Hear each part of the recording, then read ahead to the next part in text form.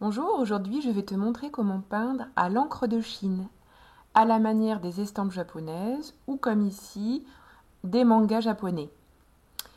Donc j'ai pris un exemple que j'ai photocopié, et je vais, après avoir dessiné mon animal, je vais te montrer comment peindre les contrastes de cet animal avec de l'encre de Chine. Donc j'ai mis sur une palette jetable un petit peu d'encre de Chine qui s'achète en bidon comme ceci.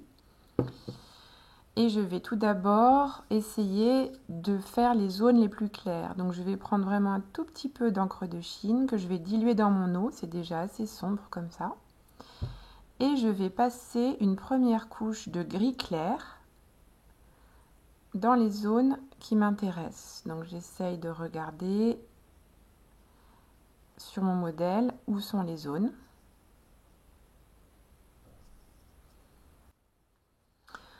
Voilà, donc là j'ai passé une première couche de gris clair. J'attends que ça sèche, mais pour aller plus vite, je peux très bien aussi tamponner en prenant garde à ne pas en mettre partout mes zones humides. Mais il faudra quand même attendre que ça sèche. On va passer à une deuxième couche de gris, un peu plus foncé, comme on voit dans certaines zones d'ombre, sur les bords de l'animal par exemple. Mais ce n'est pas encore le noir dense des détails. Donc je vais reprendre de l'encre de Chine et cette fois-ci rajouter un petit peu d'eau ici. Vous voyez qu'on n'a pas besoin de beaucoup d'encre de Chine pour peindre de cette façon. Donc je vais appliquer les zones de deuxième couche. Si je trouve que c'est un petit peu trop sombre, je peux très bien rajouter un peu de blanc. C'est important que la première couche soit bien sèche.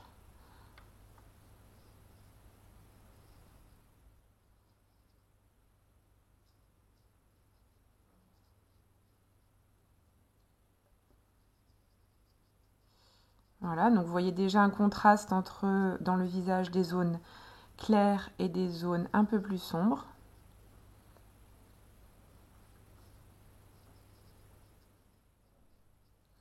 Mais je ne suis pas encore dans les détails très noirs qui seront dans la troisième et dernière couche.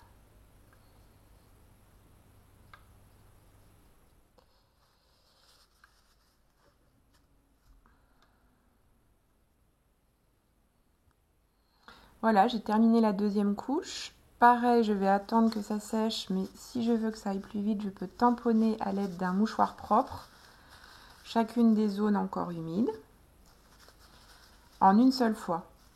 Parce que si vous faites plein de fois, vous allez faire plein de tâches. Voilà. Et je peux passer à ma dernière couche, donc tous les détails, les taches, le contour des yeux, des oreilles, avec de l'encre de Chine pure. Attention, ça tâche, donc à ne pas renverser.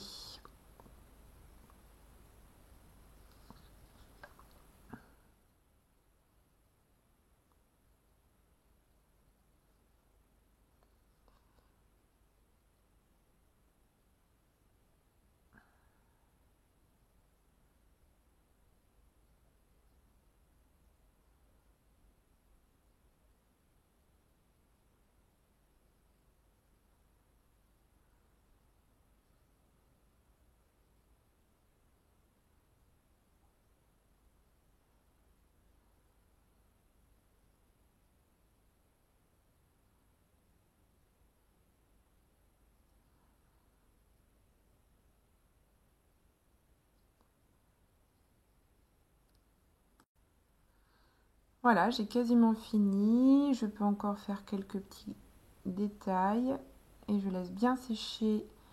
Mais on voit bien qu'ici, il y a 3 zones de gris au noir différents qui mettent en valeur les contrastes par l'encre de Chine.